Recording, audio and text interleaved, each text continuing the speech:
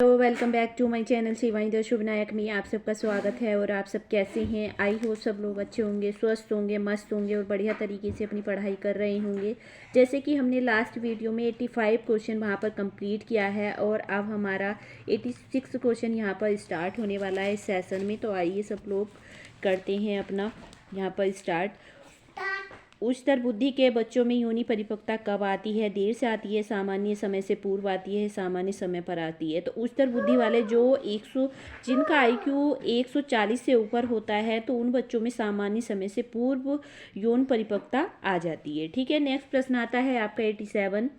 बच्चों में बौद्धिक विकास का क्रम कब से प्रारंभ होता है? तो ये अतिरिक्त से निश्चित की ओर, पूर्ण से अंश की ओर, ज्ञात से अज्ञात की ओर या सरल से जटिल की ओर। बच्चों में बौद्धिक विकास का क्रम जो प्रारंभ होता है वो आपका अतिरिक्त से निश्चित की ओर होता है। नेक्स्ट प्रश्न है, इनमें से कौन सा संज्ञानात्मक पक्ष के उद्देश्यों में सम्मिलित नहीं है? ज्ञान नहीं है, बोध नहीं है, अभिवृत्ति नहीं है या फिर मूल्यांकन नहीं है? तो ये आपका जो अभिवृत्ति है ये ज्ञानात्मक पक्ष के उद्देश्यों में सम्मिलित नहीं है। ठीक है, आपका ज्ञान भी आता है, बोध भी आता है और मूल्यांकन भी आता है, अभिवृत्ति नहीं आता है ज्ञानात्मक पक्ष में। अब मेरे को कमेंट में आपको ये बताना है ये ज्ञानात्मक पक्ष किसने बताए हैं, किसने दिए हैं ज्ञानात्मक पक्ष, ये आपको कमेंट बॉक्स में बताना है। ठीक है, वस्तुनिष्ठ परीक्षण मुख्यतः आधारित होते हैं स्मरण पर, चिंतन शक्ति पर, सृजनात्मकता पर या लेखन कौशल पर। तो ये जो आपके वस्तुनिष्ठ परीक्षण होते हैं ये आपके आधारित होते हैं स्मरण पर। किस पर होते हैं? स्मरण पर। नेक्स्ट आता है, प्रयोगशाला में कार्य करते समय छात्रों में किस दृष्टिकोण का विकास होता है?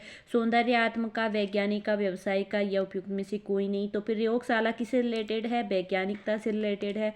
तो प्रयोगशाला में किसका विकास होता है? वैज्ञानिक का विकास होता है। नेक्स्ट प्रश्न आता है, बच्चों के बौद्धिक विकास का क्रम संबंधित है किससे है? अतिरिक्त से निश्चित की ओर, पूर्ण से अंश की ओर, ज्ञात से अज्ञात की ओर या सरल से जटिल की ओर। तो बच्चों में बौद्धिक विकास का क्रम जो संबंधित होता है निश्चित से अतिरिक्त से निश्चित की ओर होता है। ठीक है, नेक्स्ट होता है, वह खेल क्या कहलाता है जिसमें संवेदी प्रेरक विकास शामिल होते हैं? संवेदी खेल, सहचर्य खेल, अभ्यास खेल या स्वतंत्र खेल। वह खेल संवेदी प्रेरक विकास किसमें शामिल होते हैं? संवेदी खेल में प्रारंभ शामिल होते हैं। तो यहाँ पर आपका पहला आंसर बिल्कुल ठीक हो जाएगा। नेक्स्ट आता है, खेल के किस चरण में बच्चे साझा करना, अपनी पारी लेना जैसे सामाजिक कौशल सीखना शुरू कर देते हैं? सामूहिक खेल के किस चरण में बच्चे साझा करना और अपनी पारी लेना जैसे सामूहिक कौशल सीखना शुरू कर देते हैं?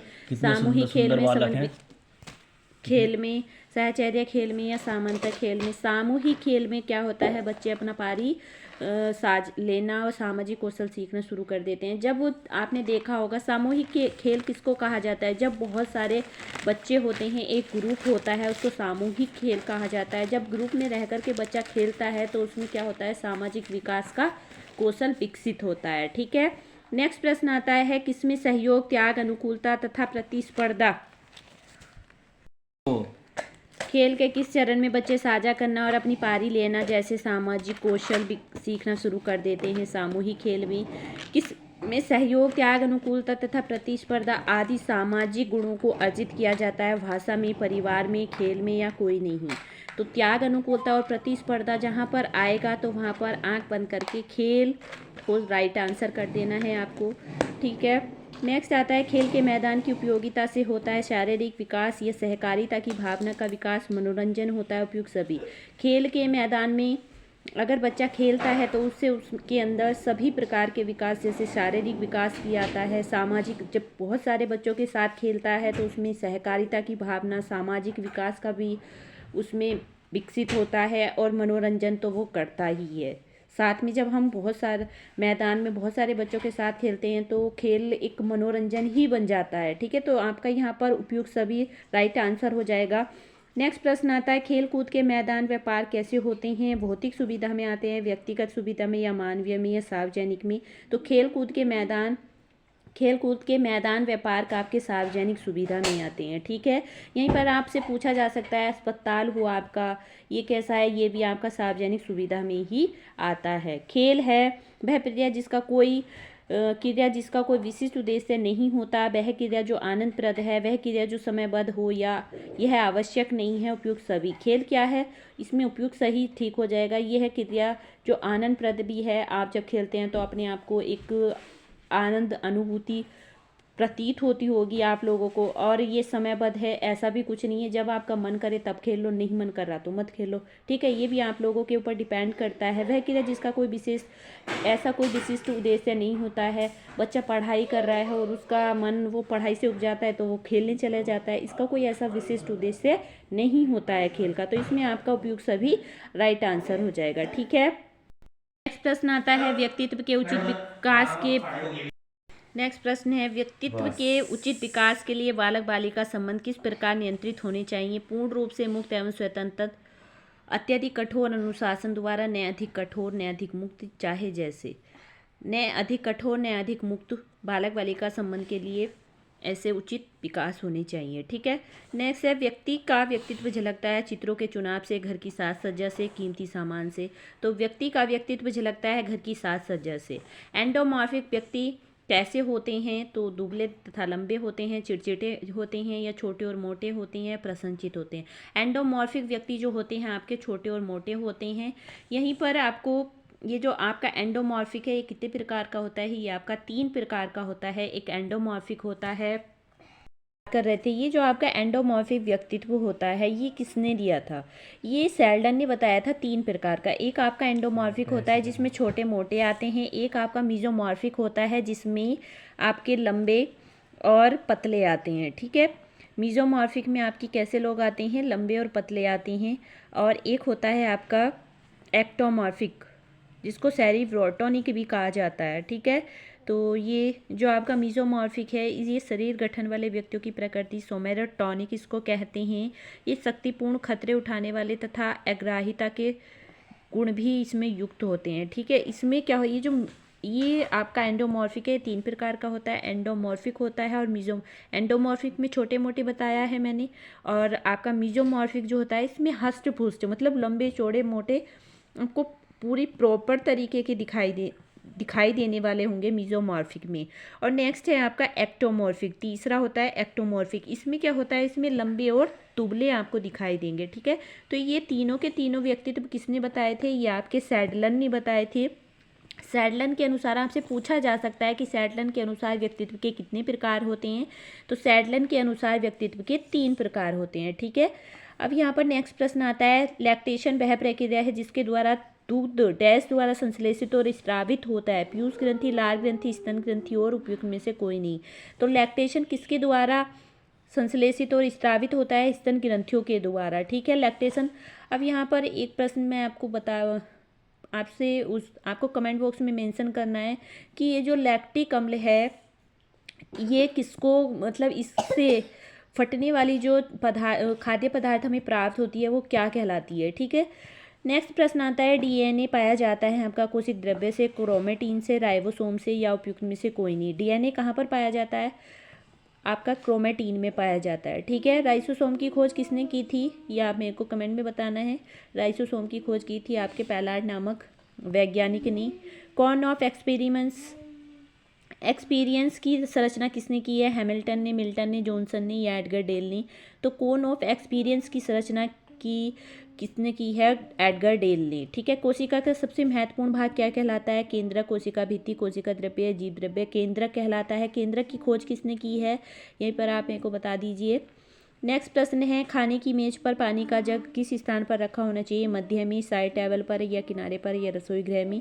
तो खाने की मेज पर पानी का जग आपका मध्य में रखा होना चाहिए। ठीक है, नेक्स्ट प्रश्न आता है परिवार के विभिन्न स्थितियां तथा आय पर दबाव सबसे अधिक कब होता है, पति पत्नी तथा बच्चे पर।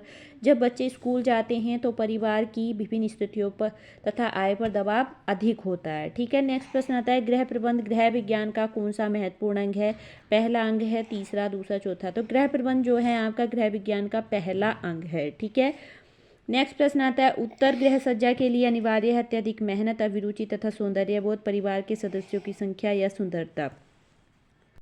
गृह सज्जा के लिए अनिवार्य होता है अभिरुचि तथा सौंदर्य बोध। ठीक है, नेक्स्ट प्रश्न आता है पारिवारिक सदस्यों के लिए सिलाई और बुनाई करने वाले एक पत्नी का उदाहरण है वास्तविक प्रत्यक्ष आय, वास्तविक अप्रत्यक्ष आय, धन की आय या आत्मिक आय।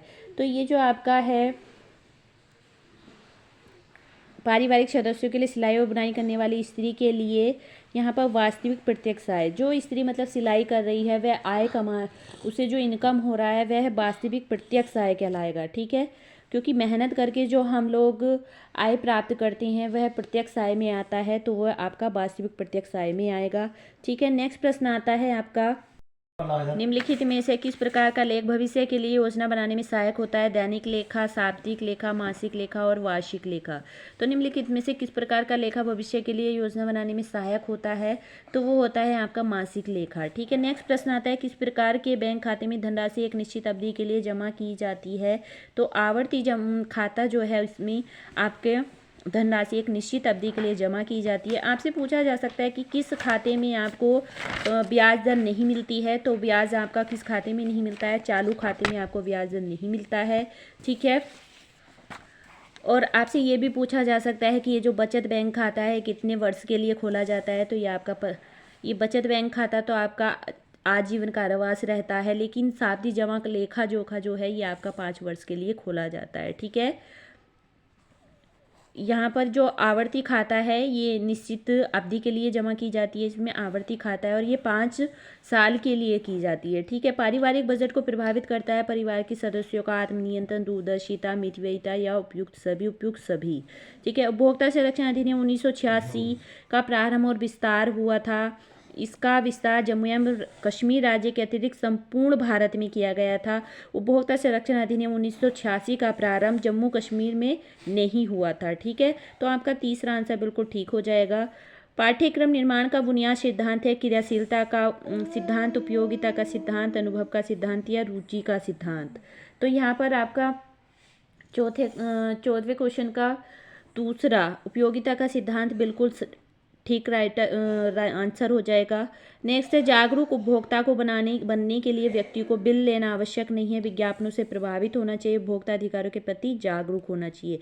जागरूक उपभोक्ता को बनने के लिए एक व्यक्ति को उपभोक्ता अधिकारों के प्रति जागरूक होना चाहिए। ठीक है, नेक्स्ट प्रश्न आता है, वह व्यक्ति जो उत्पाद को क्रेता एवं उपयोग करता है कहलाता है, क्या कहलाता है? उपभोक्ता कहलाता है। ठीक है, जिला स्तर पर जिन उपभोक्ता शिकायतों को निपटाया जा सके उसकी राशि कम से कम होनी चाहिए 20 लाख रुपए, लेकिन वर्तमान में ये राशियां बढ़ा दी गई हैं। ठीक है, तो आप वर्तमान में जितनी भी राशियां की गई हैं मैं आपको बता दूंगी कितनी राशियां की गई हैं।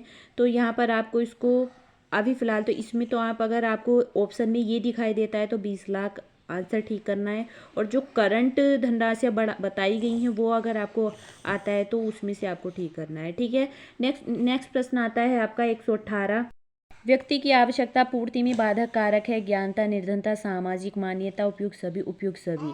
भौतिक, सामाजिक, आत्म संगठन और प्राप्ति को किस विद्वान द्वारा आवश्यकताओं का वर्गीकरण माना जा गया है? तो ये आपका प्रोफेसर डैनियल और प्रेस्कोट के द्वारा। ठीक है, समाजशास्त्र सामूहिक प्रतिनिधानों का अध्ययन है, यह कथन किस समाजशास्त्री का है? सीमेल, बेवर्ट, गिडिंग्स और दुर्खिम। तो ये जो आपका समाजशास्त्र है ये आपका दुर्खिम का है। ठीक है, दुर्खिम ने कहा है कि समाजशास्त्र सामूहिक प्रतिनिधानों का अध्ययन है। नेक्स्ट आता है, लड़कों के लिए विवाह की न्यूनतम वैधानिक आयु कितनी है? 21 वर्ष है, लड़कियों के लिए 18 वर्ष है। दहेज विरोधी बिल किस सन में पारित हुआ? तो ये आपका 1961 में हुआ। यहीं पर मैं बता देती हूँ बाल विवाह अधिनियम कब आया था आपका? तो ये आया था आपका 28 सितंबर 1928 को। नेक्स्ट आता है, अनुशासित करना इसमें से सुधार करने का एक तरीका है, तो तौर तरीके, व्यवहार, वाचिन्त्य, या फिर आपका इसमें आएगा सौंदर्य, अभिरुचि, या फिर नैतिक मूल्य, या फिर शैक्षणिक मूल्य। तो इसमें आपका पहला आएगा तौर तरीके, व्यवहार, वांछित्य, और तीसरा आएगा नैतिक मूल्य, शैक्षणिक मूल्य। तीसरा आंसर बिल्कुल राइट हो जाएगा। मानसिक थकान के प्रभाव हैं ध्यान में कमी, प्रेरणा में कमी, मानसिक निष्पन्नता में वृद्धि या क्षतिग्रस्त अवबोध व सोच। तो इसमें आपका 124 का हो जाएगा पहला, दूसरा, चौथा। पहला ध्यान में कमी हो जाएगा, प्रेरणा में कमी और क्षतिग्रस्त अवबोध एवं सोच। ठीक है, दूसरा आंसर बिल्कुल राइट हो जाएगा। डैश अर्जन आनंद के रूप में संदर्भित है? धन, वास्तविक, आत्मिक और सम्मान। तो ये अगर आप आत्मिक अर्जन आनंद के रूप में संदर्भित है, यानी कि जो आपका मानसिक संतोष होता है, अगर मानसिक रूप से आप सही हैं, आत्मिक अर्जन आनंद बिल्कुल आपको प्राप्त हो रहा है, तो आप किसी भी कार्य को सफल कर सकते हैं। तो इस प्रकार आपको आत्मिक अर्जन आनंद के रूप में संदर्भित होता है। आई होप आपको मेरा ये क्लास पसंद आया होगा। क्लास पसंद आया हो तो प्लीज़ वीडियो को लाइक कर देना है, चैनल पर नए हैं तो चैनल को सब्सक्राइब कर देना है। और यहीं पर मैं अपनी वीडियो का एंड करती हूँ। हमारे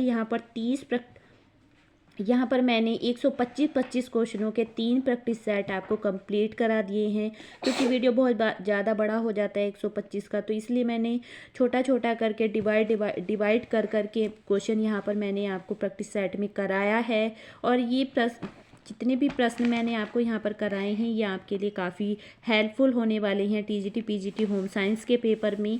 तो मेरे साथ आप लोग बने रहिएगा, और चैनल पर अगर नए हैं तो चैनल को सब्सक्राइब कर लीजिएगा। आपको किसी भी प्रकार की कोई भी समस्या है तो प्लीज़ आप कमेंट में मेंशन कर सकती हैं। और यहीं पर मैं अपनी वीडियो का एंड करती हूँ। Thank you.